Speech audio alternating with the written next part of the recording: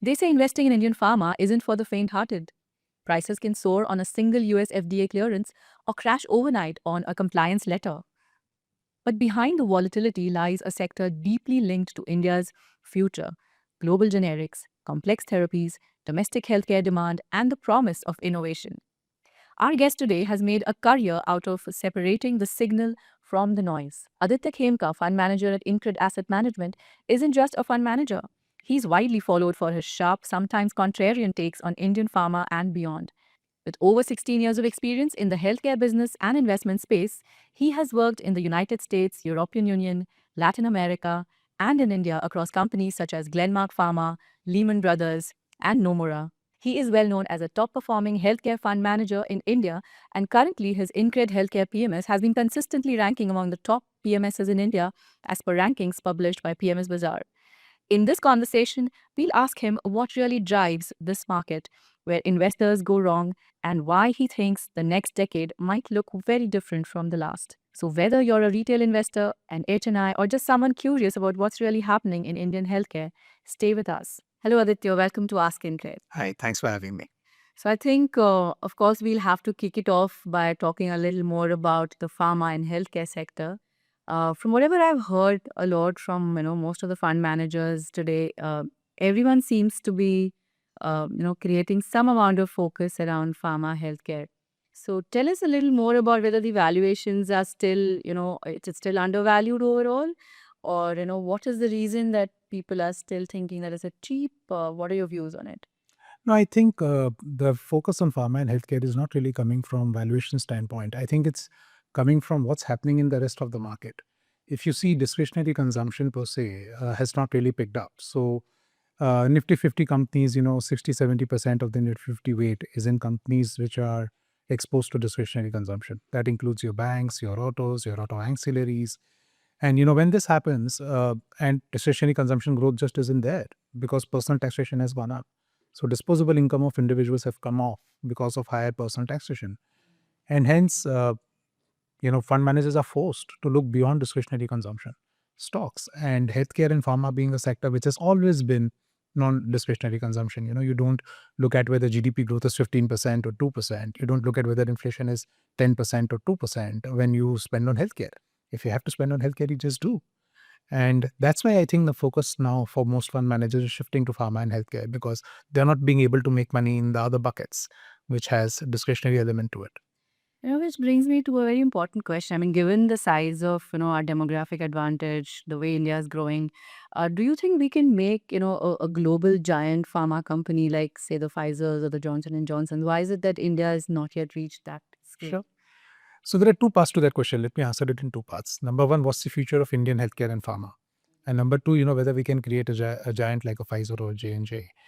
I think, look, if you look at globally, once the GDP per capita crosses $2,000 per capita, right? In most geographies, when that has happened, beyond $2,000 per capita GDP, how much the GDP grows, a significant portion of that is spent on healthcare. So let me give you an example. 1950, US had US GDP per capita of $2,000 and they were spending 3% on healthcare of that GDP. India today has $2,000 per capita GDP and we spend 3% of that on healthcare, right? Now today, US has $85,000 per capita GDP, but they spend 17% of that on healthcare. Oh my God. Okay. So if India, in 10 years time or 20 years time, if we reach $4,000, $8,000, $10,000 per capita GDP, and if we end up spending 5, 6, 7, 8% of that on healthcare, then if Indian GDP has grown at 12% CAGR, healthcare spends would have grown at 18-20% CAGR. Because not only are you growing in line with GDP, you're actually growing faster than GDP. So that's data. Now let's understand why this happens. It happens because once you touch $2,000 per capita GDP, roti, kapda and makan broadly taken care of. Now you want to live a better life. Now you want to live a longer life. That's where the voluntary healthcare spend comes in.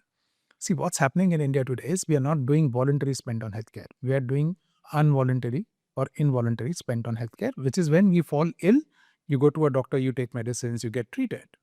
But you don't go to a doctor when you're fit. Now, if you go to advanced economies, people visit doctors so that they don't fall ill. not after they've fallen ill. Obviously, they'll go to the doctor when they've fallen ill. Preventive. But they do a lot of preventive healthcare. In India, currently, preventive healthcare is broadly absent. It's not even there, right? How many of us takes, vitamins or minerals on a daily basis just so that we don't fall ill, right? It just doesn't happen. So India healthcare runway is very, very long. We have just started our healthcare journey. So we're looking at multi-decadal journey ahead of us. And the spend on healthcare will definitely rocket from 3% to 8% to 10% of GDP. And that should reflect in the multiples of the stocks that we buy in the space. It is still not reflecting, which is why we say that there is a lot of value in healthcare still. Now, the second question of the second part of your question, where can we create a Pfizer or a J&J? So you have to understand the genesis of Pfizer J&Js, right? These are innovator companies. They create novel products, novel molecules, and they create a market which hasn't existed yet, right? Now, Indian pharma companies, in contrast, we are generics. We basically wait for a product to go off patent, we reverse engineer the product, and we sell it for a cheaper price. So we are not there yet in our evolution cycle where we have the ability to create a Pfizer and J&J. But is that something not possible in 20 years' time?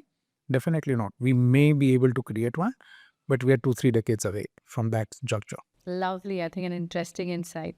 Aditya, let's talk about the valuations in the pharma space, and I think your PMS, the healthcare InCred Healthcare PMS, has been consistently ranking among the top PMSs and across all categories. Um, do you think then we've kind of reached the peak, or are you going to see a shakeout? Is it a good time to exit, or there's a further runway ahead? What are your thoughts on it? I get this question a lot these days, given the performance you've seen over the past 2 years. So I think no. I mean, look, from a sector-wide standpoint, I think the large caps in pharma are largely overvalued now because the earning trajectory is not that good.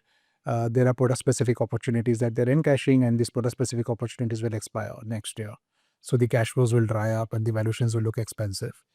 But if you look beyond the large cap healthcare pharma, right, then you have the mid and small caps where we find still a lot of value.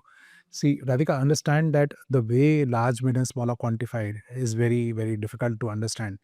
You have top 100 large cap companies, you have next 150 mid cap, and you have balance 5,250 small cap companies. So any statement you make regarding these 5,250 companies is not going to be true because there are so many diverse companies within there and so many of them, have different qualities, different valuations. You cannot really make any general statement.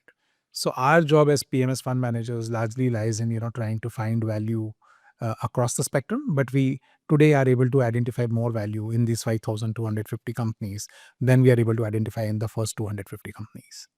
Very interesting. Aditya, now during COVID, of course, all of these small and mid-cap pharma companies had a great run. All of us were popping pills. But, how do you assess sustainability now in this post-COVID era? Sure. So, what happened was that during COVID, some pharma companies or healthcare companies benefited from COVID.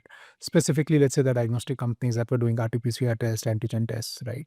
Or the pharma companies that were manufacturing paracetamol or some kind of steroids because they were being used in COVID a lot. But the other companies actually did not benefit from COVID. They actually lost business because of COVID because your normal infections, accidents, deaths, they were not happening. And that is where these pharma companies and hospitals essentially make money. Post COVID, what we saw was actually a recovery in the base business of these pharma companies and the decline of the COVID business of these pharma companies. So today, as we stand, the business stands normalized. And because the business is normalized, again, you have to focus on the base business core strength of the business. And which is where I say that in India, if pharma consumption or healthcare consumption is going to grow faster than GDP, 1.5 times, 2x of GDP, then it's absolutely no brainer that you need to have it in your portfolio to give your portfolio that additional alpha. But how do you assess sustainability? Yeah. So sustainability comes from the fact that we Indians are going to spend more and more on healthcare because as we get richer, as we cross that $2,000 per capita barrier, we all will want a healthier lifestyle, a longer lifestyle. And that's where the healthcare spends really come. Cosmetology, for instance, right? Do you know South Koreans, 85% South Koreans go under cosmetology What? procedures? 55? 85%. So all the glass skins that you see on screen and on the streets of South Korea, Right. 85% adults in South Korea go through cosmetology Oh surgeries. my God. In India, that number isn't even 1%. Right. Sure, yeah. So the reason I'm saying is that once you make more money, it's about how you feel inside. It's about how you look outside. that becomes far more important than the roti kapda and makan, because that is only taken care of. And that's where healthcare spends really skyrocket. But then still within that, so you're saying, I mean, obviously, I mean, based on what you're saying, it just looks absolutely rosy from where we sit right now. But then how do you still identify the diamonds in the haystack? Sure. So what we do is we basically run a screeners, we run our own diligence on companies. These are all bottom up work that our analysts do, right? We look at the company that we have looked at for past 10, 15, 20 years. We know the promoters, we know the business, and we see if we can find value in how they are trying to grow from here. How are they playing this India healthcare consumption theme? How are they geared to it? What is their right to win? And what is the valuation discounting for that? Right? And if there is a mismatch, if the valuation is saying that they can grow only 10%, whereas we believe that they are geared for growing 15% or more, then that's a buy.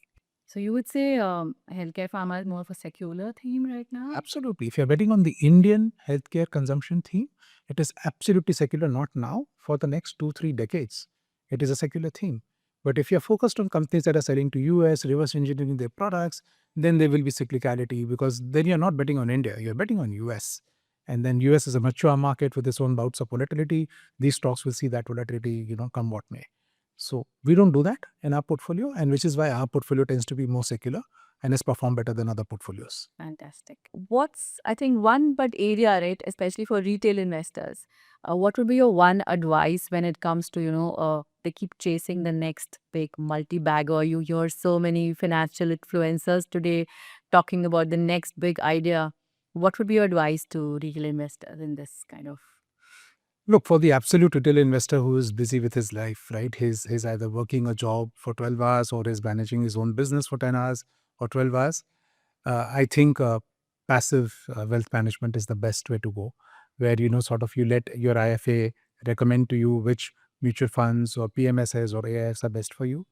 But if you're talking about a retail investor who wants to involve himself into direct equity, buy stocks, for them, I have two things to say. Number one, investing is both a science and an art. So the numbers are the science, and the discipline and the psychology is the art. The numbers are easier to get hold of because you can read about it in the textbooks, you can watch YouTube videos, you can do so many things to identify, what is right and wrong. The psychology and the patience and the discipline, I mean, that's the difficult part of investing. And that comes with experience. So as a retail investor, you will make many mistakes and then learn from those mistakes. That's kind of tuition fees. You have to pay that tuition fees to sort of be eligible to make money in the market. Making money, Radhika, is not a democratic right. And you have to be 99% of our population, is not doing well financially. So to be in that 1%, you have to pay some tuition fees and you have to take time to get there. So patience, discipline, psychology, these are the three key pillars of soft skills of investing.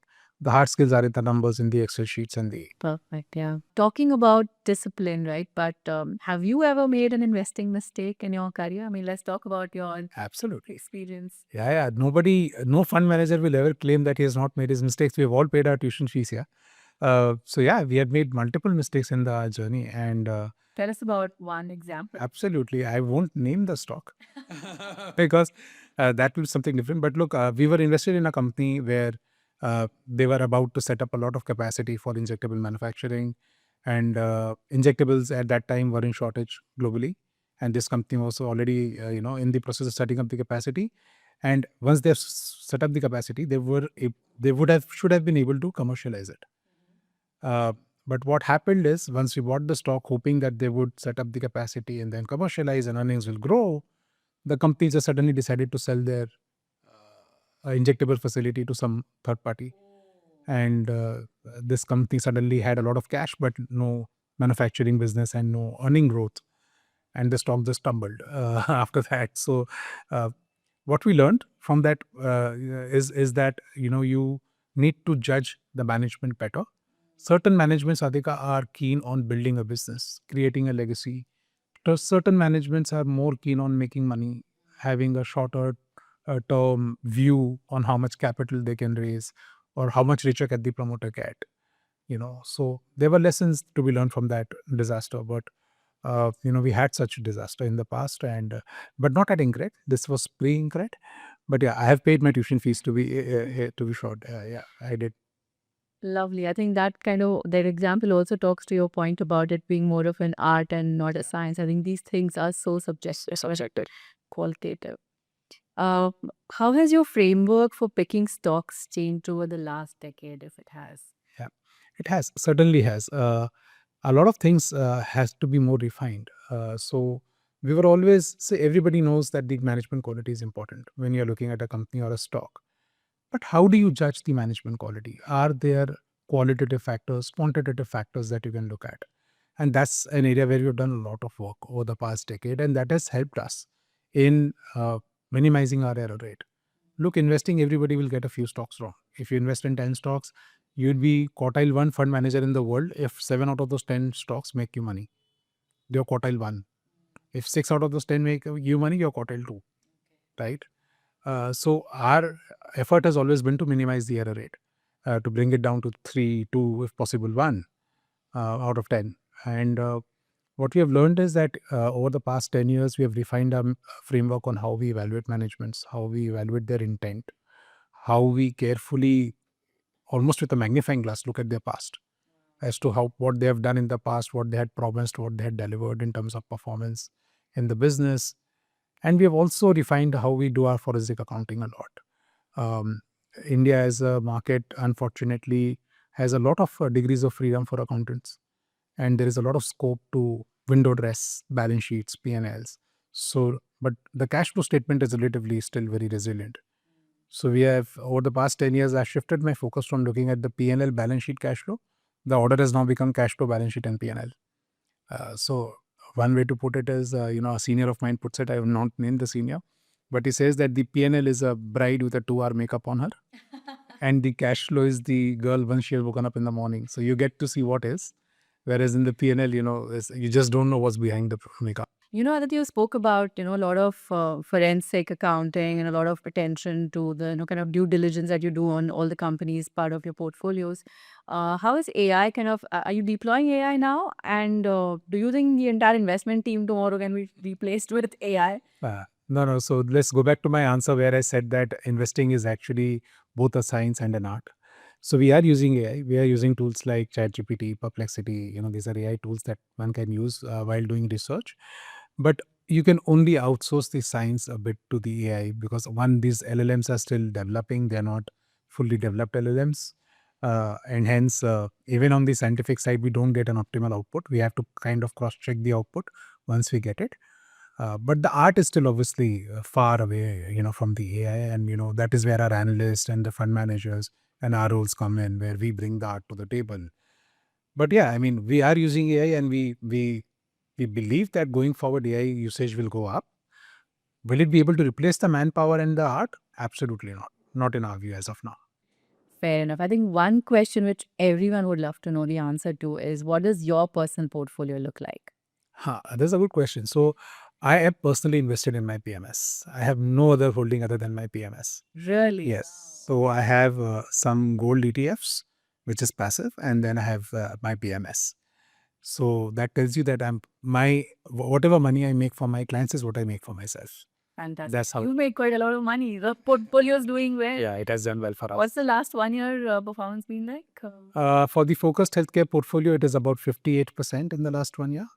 And I think for the diversified PMS, it is around 43% for the 1 year. So it's full skin in the game. Yes, absolutely. Great.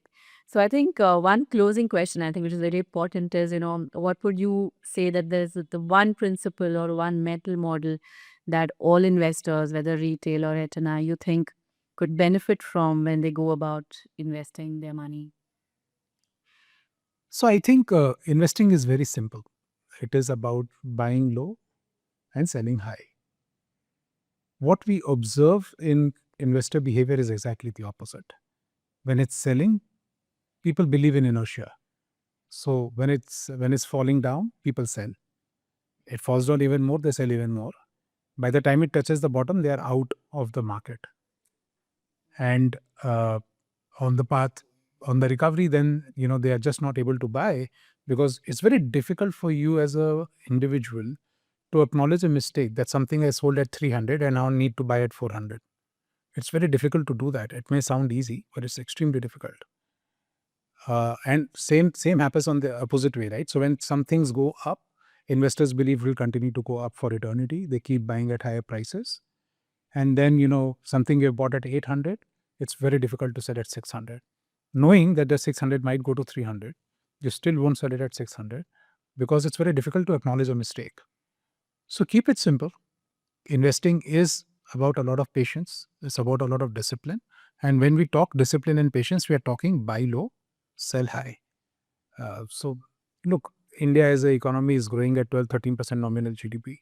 Our real GDP growth rate is 6-7%.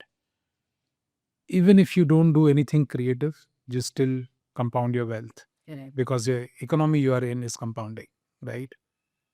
All we are advising our clients is not to be creative, because when you become creative, you deviate from the simple investing principles and you lose money. So don't lose it for yourself. Just be passive and make money. Perfect. Thank you so much for joining us on this podcast. And I'm sure the viewers are going to take away a lot of interesting insights. Thank you so much once again. More, my pleasure.